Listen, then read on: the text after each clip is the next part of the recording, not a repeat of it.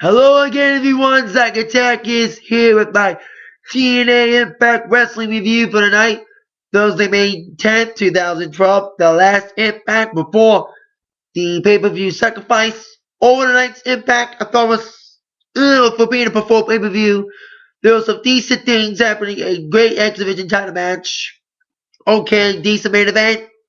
And two silly storylines hopefully came to an end tonight, including a return of a monster. Right? Beginning with our first segment tonight, which led towards our main event tonight. Bobby Roode came out talking about being the best, I'm selfish, I'm the champ, I'm gonna be the longest reigning champion, yada yada yada. Last week I beat the crap out of everybody because he beat the crap out of Anderson, beat the crap out of Hardy, and he DDT'd RVD on a chair last week, bragging about how great he is. Then RVD, Hardy, and Anderson all came out to beat the crap out of Roode for retribution from last week. Hogan came out saying, RVD, I got a great match, but you gotta agree to it, RVD, because it includes you and your title situation. We'll have ourselves, the main event would be a fatal four-way sacrifice match. RVD wins. He keeps his match with Roode and names a stipulation. If Anderson or RVD, Anderson, Hardy, and Roode. Like I said, RVD wins, he gets stipulation for Roode match. Anderson or Hardy wins. Anderson or Hardy gets to replace RVD in the title match. However, if Bobby Roode would win this fatal four-way, Bobby Roode would choose the opponent of either RVD, Hardy, or Anderson. So that'll be our main event tonight. RVD agreed to it, sacrificing his spot in the match. So we'll find out what would happen in that situation later on in the evening. Now on to our first match, which was Velvet Sky taking on Brooke Tessmacher. Tessmacher's been on a roll as of late, pinning Gail Kim 3 times in 3 weeks in a row in non-title and tag competition. This Sunday, Brooke Tessmacher would take on Miss Gail at the pay-per-view, this time for the title. Now, Brooke, despite that, it was kind of an okay opener. Knockouts match was decent. Velvet had control of most of the match. She was dominating on Brooke. Apparently, Brooke storyline-wise was focused on Gail. But Brooke got out in the end. She got a little head-necky move. Got back into it. Last couple minutes was hers. 1, 2, 3. Brooke Tessmacher got the comeback victory over Velvet. But then here comes the aforementioned Gail Kim coming from behind, nailing Brooke with the Knockouts title. And of course, giving her eat defeat. Will Brooke be doing that? Indeed, on Sunday. Will Brooke be definitely eating defeat this Sunday? Or will Gail Kim get defeat from Brooke and become the new TNA Knockouts champion? Now, I've said this before on this review show. Brooke Tessmacher is not the best wrestler in the Knockouts division. She's okay at best. She's average at best. She ain't sexy, but we'll see how she does. And if she does get the title, if she does deserve a chance to be champion, hope she has a good one with it. Hope it's longer than any other reign. I think Gail's been the longest reign in a while. She's had this title since, I think, November. So she's had it as long as Bobby. Bobby and Gail's been long champions, about 6 months or so. So we'll see what happens this Sunday with Gail and Brooke.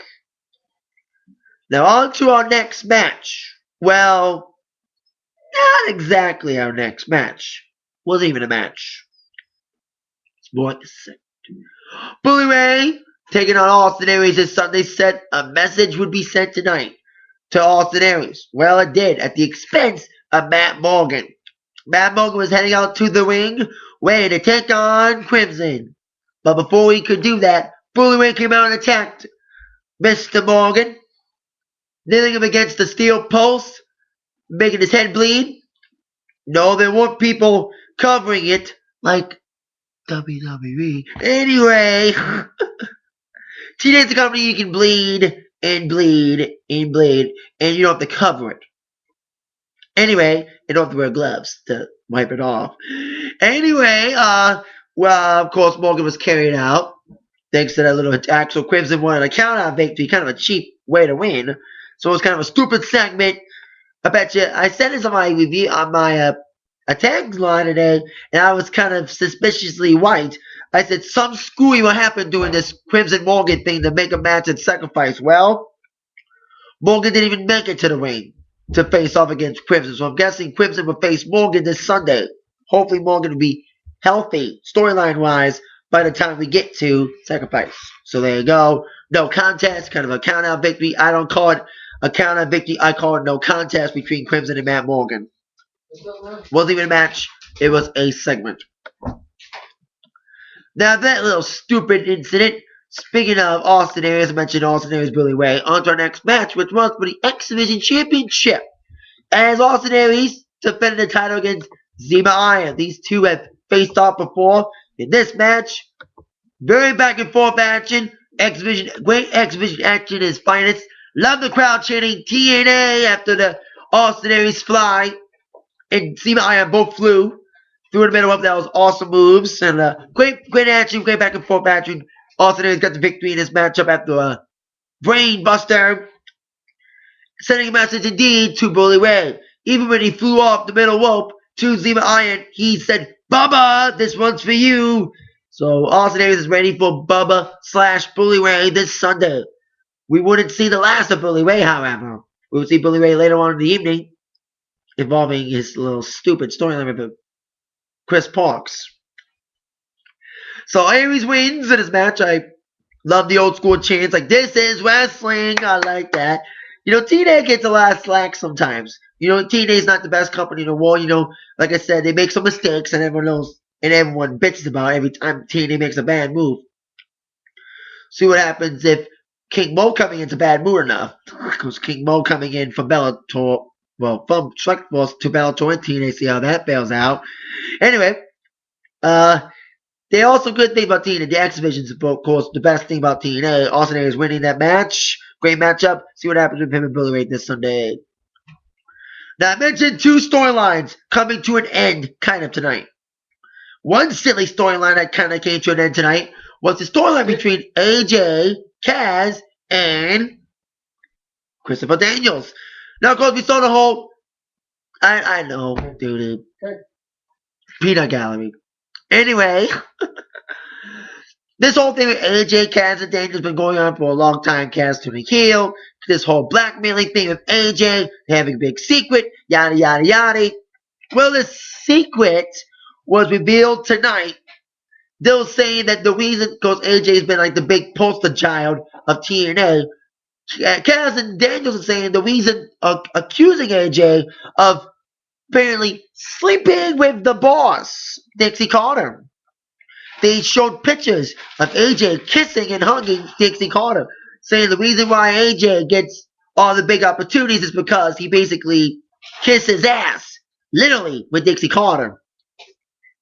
So, that's got a stupid, silly situation. The reason why the whole blackmailing thing is because of Dixie Carter and AJ apparently having a silly relationship. It's like, come on. That's how silly, like I said, TNA makes some mistakes. And this is one of them. Silly storyline sometimes, you know what I mean? Having Kaz and Daniels accuse AJ of this whole Dixie Carter thing, kind of silly. But hopefully this storyline comes to an end with this storyline, with this accusation tonight. But it may go on for a couple more weeks. But at least we know kind of the reason why this whole blackmailing thing happened. So there you go. One silly storyline down, one silly storyline to go. Before we get to that silly storyline on our next match, speaking of silly, Robbie E. and Devon for the television title. God, I thought Devon defending the TV title every week was a good thing. Because he wasn't going to defend it against Robbie E. every fucking week. Well, unfortunately, that keeps happening. Last week, we saw what happened with Robbie T. against Mr. Devon, with Robbie E. getting involved, causing a disqualification victory for Devon after he hit Devon with the list. Well, tonight, Robbie, not much to say, silly match, quick matchup. It was a blinking. It was faster than the WWE Divas match. Anyway, Devon winning. Robbie E, not much to say. After the match, Robbie T came in and attacked Devon with his own little move, and of course declaring Devon would defend the title this Sunday against Robbie E and Robbie T in a three-way. Hopefully that silly storyline ends. Hopefully after this, Bully Ray's former tag partner Devon can now feud against other people instead of that silly ass Robbie E and Robbie T. And speaking of Bully Ray, on to our next segment. Before we get to that, we had a little interview segment with James Storm. Now, James Storm walked out on Impact a few weeks ago, and storyline-wise, he's questioning his career after losing to Bobby Roode. And that's why you haven't seen him for a few weeks. And of course, he had an interview from his barn saying he's got some time, some soul searching basically, storyline-wise. Really, he's nagging injuries all getting to him. So that's why he's been out wheel-wise. He's been dealing with some injuries. So we'll see James Storm back in a few weeks or so. Now on to Bully Ray. I mentioned the silly storyline of AJ, Kaz, and Daniels coming to an end tonight. Well, one other silly storyline kind of came to an end tonight. The whole Chris Parks Abyss thing. Chris Park looking for Abyss and all that stuff. Tonight, he had a little confrontation with Bully Ray tonight about Abyss, saying that Bully Ray's a loser, he lost to Abyss, he got his ass whipped by Devon and Cole Thompson Aries, saying the whole Bully thing isn't working out for you, huh, Bully? So boom, Bully Ray attacked Chris Parks, punched him, and then of course later on, as we headed towards the main event, a return would happen, and of course, I Am White again. And I'll get to I Am White in a moment. They're on our next match, the main event of the evening, our sacrifice fatal four-way between RVD, Mr. Anderson, Jeff Hardy, and Bobby Roode. Now, this main event was an okay main event match. They began with basically a triple theme, the way Impact started. Hardy, Anderson, and RVD triple teaming on Bobby Roode, and then of course Bobby Roode eliminating both RVD and Anderson out of the ring, focused on Hardy for most of the match, and Hardy took control of the match later on. Then of course Anderson and RVD came in, and mostly all the finishers were nailed. Bobby Roode nailed the Spine Buster, and RVD nailed Rolling Thunder, and Hardy nailed the Twist of Fate. But the ending came after he nailed the Twist of Fate, and of course trying to do a Swanton. And then of course Bobby Roode got dropped. Of course, after Mike check and Twist of Fate on Bobby Roode, here comes RVD coming back in after getting clotheslined and stuff. He nailed the 5-star Frog Splash. 1, 2, 3. Bobby Roode gets pinned by RVD. RVD not only keeps his slot in the sacrifice main event against Bobby Roode, he named the stipulation for the match. A ladder match for the TNA World title. So that means Hardy and Anderson will still face off against each other at Sacrifice. They argued a little bit after the match. And RVD had a ladder out, getting ready to show Bobby Roode what he's made of. Bobby Roode was seen angry after the victory from RVD. And just as RVD was celebrating, pyro went off, and here comes Abyss. Told you Chris Parks was Abyss. Been saying it all along that Abyss is Chris Parks. I'm right again. Anyway, Abyss came out. He returned after being gone for so long, injury or whatever, taking time off. And he said to his brother, Chris, you're going to get burned. Stay out of the fire. So, don't know what that's about. But like I said, I keep saying it. Abyss is Chris. Chris is Abyss. Can you notice? You notice Chris Parks is Abyss? So, there you go. That whole storyline kind of ended tonight with the return of Abyss after a few months off. See what happens with Abyss being back and all. See if he's heel or not. Maybe he's a heel, but we'll see what happens if he's... Well, he left as a good guy, leaving immortal. So we'll see what happens with Abyss with him being back and all. He'll probably be at Sacrifice for damn sure. Because Chris Park said he'll be at Sacrifice. So we'll see Chris/Abyss will be at Sacrifice. Probably both. In other segments as though the same fucking person. It's like Curryman and Daniels. Kind of. I meant Suicide and Daniels. Same thing. Anyway, that's it for my Impact review. Kind of okay Impact tonight for Sacrifice. Comment your thoughts below. What do you think about tonight's Impact Reboot specifically? Comment your thoughts on King Mo coming to TNA and Bellator. What do you think about that? Comment your thoughts below. Thank you very much for watching. Then by you've all been attacked by the review from Zach. Thank you very much. See you all later. Yeah.